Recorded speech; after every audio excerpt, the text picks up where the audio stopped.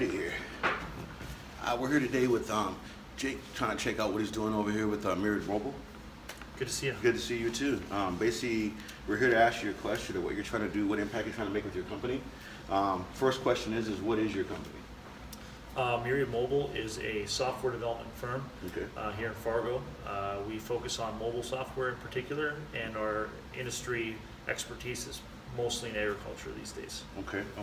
So basically that kind of explains a little bit about the company. So who do you offer and what do you offer to them?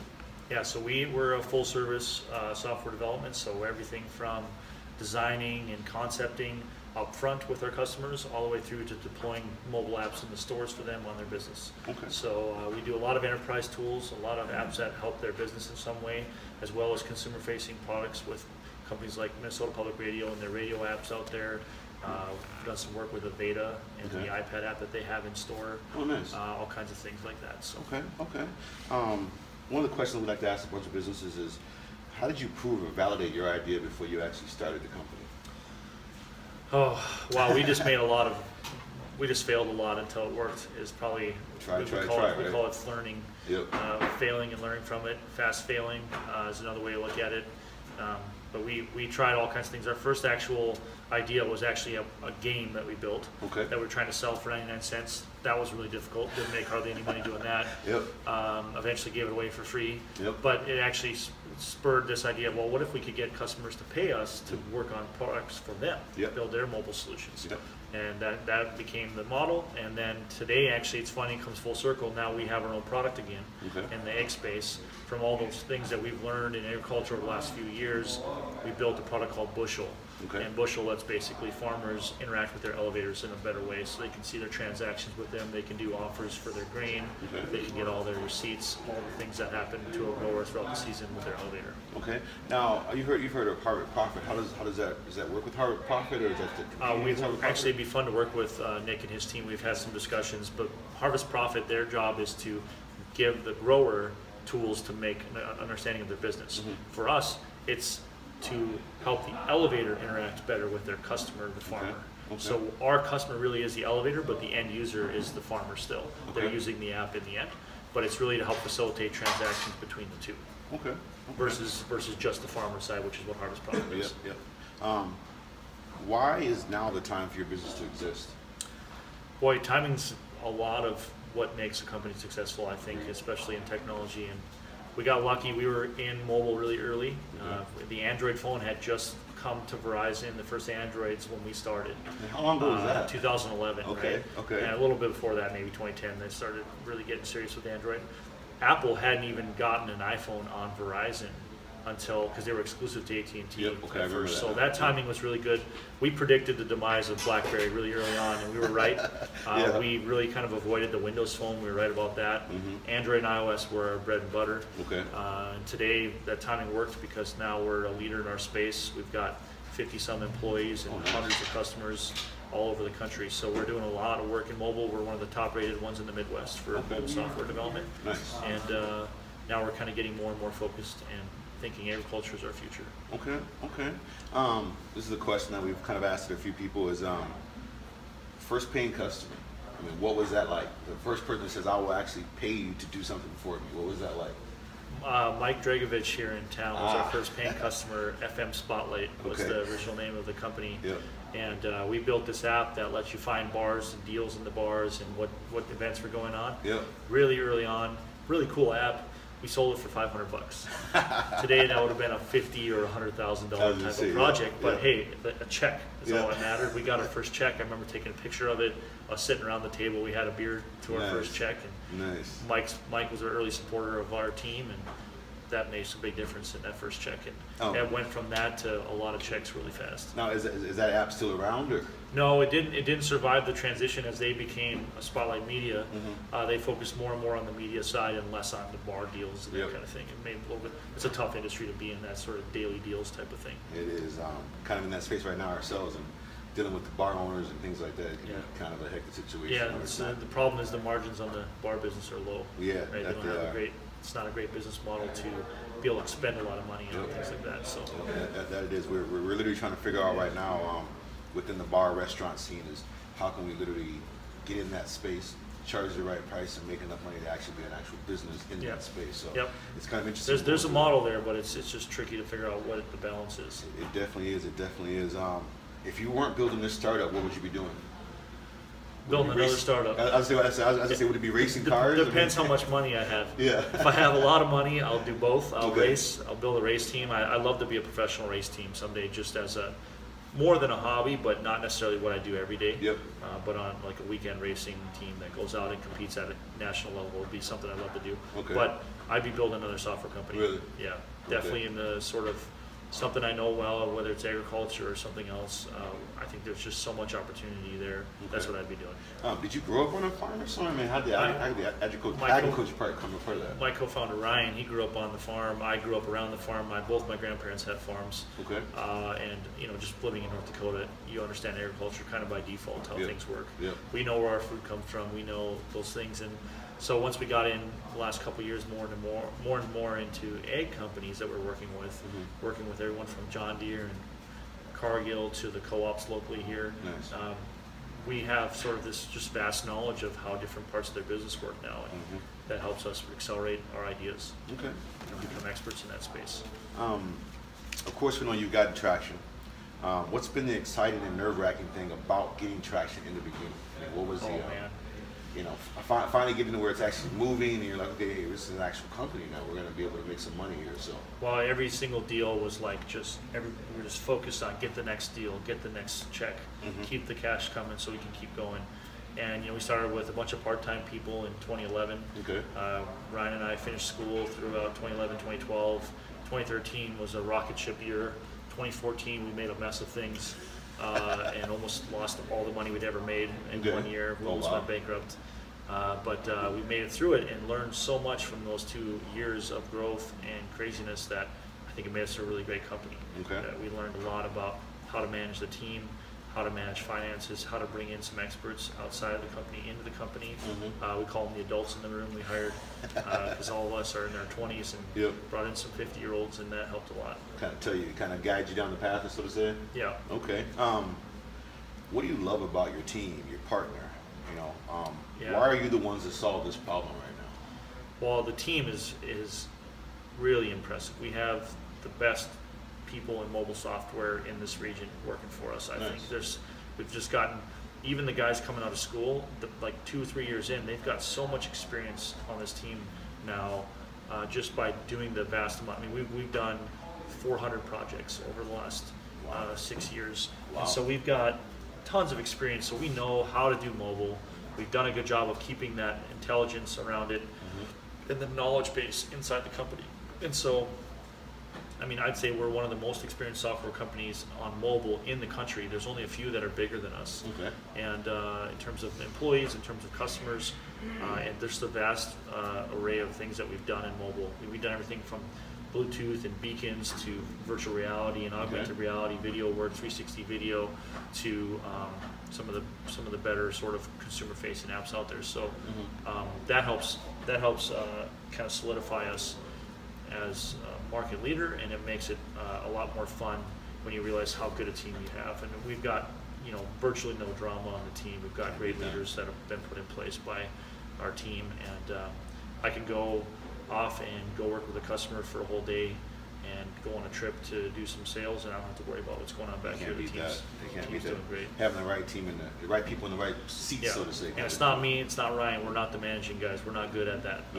We're better in front of customers, and that's where we got ourselves into that position. And once we did, that helped the company a lot when we weren't doing project management and we weren't doing the direct leadership stuff. Okay. How do you measure success? I mean, what metrics do you use to say, okay, this is success to us? Is it having lots of employees, or the amount of money you're making? I mean, what to you is that metric that you use to measure that success? I think generally we have this mentality that if we're not growing, you're probably dying, especially in technology. So I think at least a steady growth, if not a significant growth, is important to us in terms of success, continuing to grow.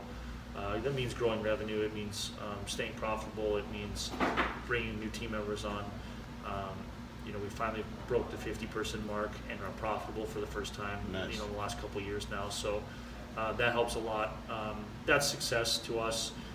Keeping customers really happy is pretty darn important. We've got a great customer base. I think customers are happy. We do some feedback metrics with customers, and it's positive. And there's a point in time where that wasn't the case, and so that shows some progress and I think success if the customers keep coming back. We have a huge customer base that's recurring. 50% of our customers or more are from the previous year, and then the rest of them are new. Nice. And so we're doing a nice job of retaining customers as well. That's success. I'd say that'd be a nice metric right there to measure it on if customers keep coming back to you. Yeah. Funding. In the beginning, early stages, how was it finding funding in North Dakota, and what are some of the companies that might have helped you find that funding and give you funding? When we first started, we had we just funded with those checks that we got from customers, which is the best way to do it at first. Yep. I did that for the first 3 years. Went and got a loan with the bank, spent the whole loan, and almost ran out of money. Yep. And then we had an angel investor, John Wanza, came in and saved the company. We were kind of running out of cash. We had a big problem, and he said, "Hey, I'll put the money in, save the day." Nice. That was a big deal. That was a local guy, Yep. built a great company in North Dakota in the past, helped us there, and now we've since went off and done, for the first time, raised money not because we needed it, but because we wanted to use it to grow. Mm-hmm. We did a $1.5 million round, Okay. we call it pre-Series A, kind of a seed round of sorts that is invested in. 100% of that is going towards our bushel products, so that Okay. was fun. We did that all local, regional, so mostly North Dakota, Fargo people. Yep. A little bit of help out of Minneapolis, but a majority, like $1 million of it or more, was local fundraising. Nice. Groups here, Gen 7 Investments, others. Okay. And then we, South Dakota, Sioux Falls Angel Fund got in that deal as well, so South Dakota, Minneapolis, and then mostly North Dakota. Nice. And now we're lining up to hopefully do a Series A, a proper Series A at something like $5 million. So that's nice. that's another real big growth then. Right? That's a different scenario, right? Yeah. We can't necessarily, hopefully Arthur Ventures could participate with us in that. Yep. We're bringing in working at some VCs from the Midwest that are egg VCs, Okay. egg tech VCs that we're trying to bring into this deal. So Those sound like the perfect partners for you. Maybe you're talking ag, you're talking bushels, so Yeah. it just goes together. So. yeah, it's exciting. Okay. Hiring people, finding the right people. I mean, how has that been in North Dakota? We think it's great. Okay. We've been really successful. Almost, majority of our people are Minnesota, North Dakota, South Dakota people. Okay. Had a few people come in from outside the state that are either on our team or here somewhere in Fargo still, which is cool to see attraction happen outside of the state, bring people in. Definitely. But we've done, we've been really successful. We've been able to get a lot of young guys coming out of school. Okay. We've attracted some really good senior talent from other companies in the area. Okay. We've attracted people back from Minneapolis to join the team who are out there for something else and they want to come back to North Dakota and join us. Can't be So sad. we're happy with North Dakota. We think we can grow to 100 people here. We shouldn't have a lot of issues bringing on teams. So Nice. we're happy about that. Okay. Growth next year. What do you think growth is going to be at next year? I mean, you guys planning to get in that 100 next year? Or, I mean, if we get a Series A done, we'll be approaching that 100-person mark in the next 2 years probably, or sooner. Depends on how quickly. You can raise the money, but you can't just hire because you raise the money. You also have to have metrics showing that you're growing at the rate you need to grow. So assuming we're on track with the metrics and things, definitely the projection is 100 employees in the next couple of years. Okay. So Okay. that's going to be fun. We'll at least be adding, we'll add 10 or 20 next year regardless. Okay. I think we added 13 people in the last 2 months Nice. to the team, so we're definitely on a growth curve right now. Okay. Struggles. Everyone has struggles. Yeah. As you've grown, what have been some of the struggles you had? I mean, it seems like hiring's been good. You've felt a little bit, but you found money to keep going. So what are some of the struggles? The biggest struggles was when we tried to grow in 2014 too fast. We ended up hiring we had 15 people on the team at one point in 2014, way more than we had for revenue. If you look at our metrics, we had at one point 50 people on the team. We only made $2 million in revenue that year. Okay. I mean, you can't afford 50 people on $2 million. Yeah. And so that was a huge mistake on our part. We thought we were going to go faster than we did. We thought we could go from 1 million to 5 million in 1 year. That was freaking near impossible. And made a huge mess of things. We learned a lot from it. We call that learning, like I said. So at least we learned from it. We didn't fail so bad. And then we had because of that fast growth, we created an issue between 2014 and 15 with culture. Okay. There's some of the wrong people on the bus, some of the wrong people in the wrong seats on the bus, so they need to be moved to the right positions. Yep. We need to let people go that weren't helpful for our culture or growing the company, and bad attitudes, things like that. Yep. They came on, and it's easy to join a company when they look like they're growing fast. It's like, yeah, I'm in on that deal. It looks good but to they me. might not be in for the right reasons, or they might be in, for personal reasons and not so much to help the company. And so we had to figure that out. That was a tough 2014-15 Camille will tell you that our 2015 felt like a hangover. 2014's party. Just a tough party you had to go through. Yeah, but we learned a lot from it in the last couple of years here. It's been great. Okay. Really been building a great team. We've had 0 turnover on engineering in 2 years. Nice. You can't beat that much. So things yeah. must be going right now at this point. Yeah. Okay. We got that traction figured out. Okay. Your threat. What is one of the biggest threats to your company right now? Is it another company, or is it yourself? I mean, is it key people on the team? What is one of the biggest threats right now? We're going into this egg market, and bushels market in particular has some competitors out there, some big ones. Okay. We're different for sure. It's almost we're doing like a 0 to 1. This hasn't been done before, okay. But we're still considered a competitor to some other players that have been doing something like this in the past. Okay. We're not basically building a better version. We're building something new. Gotcha. Nobody's done, which you have a lot of market confusion when that happens because people assume it's the same as everything that's been in the past. God, and if it's not, it's actually a completely new thing. You have to make sure you get the messaging right for them to understand this is not what they're used to seeing. Yep. But you also have to sell the value of something new. What is the value if it's new? Why are you doing it? If no one's ever used it, how are you going to tell me the value of it? Right? So the biggest competition is really on us right now to be successful at our marketing efforts, at our sales efforts first. But there will be competition, and it will be serious. But I think we're ready for it. And that's partially why we're going to get the funding we need, so we can take on the competitors. All right. Straight on. Here's the big question: what impact are you trying to make with your company? Well, we think Fargo is the greatest city in the world, and we want to make sure that it stays that way. Yep. So I think keeping a positive view on North Dakota is important to us. Attracting talent here, building the team here as the headquarters is really important to us. In the long run, we love this community. We love being a part of it. Everybody's contributing in their own ways. We join everything from the kickball groups to being on committees and boards and helping with the state of North Dakota as well as local city stuff. Okay. That's all important to us, and we hope to make a positive impact there. We'd love to be a great technology company that people know from North Dakota as we want to be. So that's what we're going to do. We want to make a big impact in agriculture. We think we can make farmers' lives easier through working with these elevators. Okay. So that's a big mission of Bushels. So. Okay. Okay. So this is the impact of Myraid Mobile. Literally trying to figure out how to bring jobs to the state, playing kickball, bring people to the state. Literally, the impact to try to make has to do with the actual North Dakota, I would say, not just Fargo, just entire North Dakota. The whole state, yeah. Okay. Rolls over into Minnesota even. I mean, we've got a lot of people that live in Minnesota on the team as well, and Moorhead, so this whole community. Okay, okay. Well, I want to thank you for taking the time today to sit down and chit-chat with me and stuff and talk about it. We're going to try to figure out, we're trying to figure out right now, people are hustling every day, they're grinding every day, but what is the impact? Yeah. That's the story we're trying to tell. We can tell the impact you're trying to make with what you're trying to do.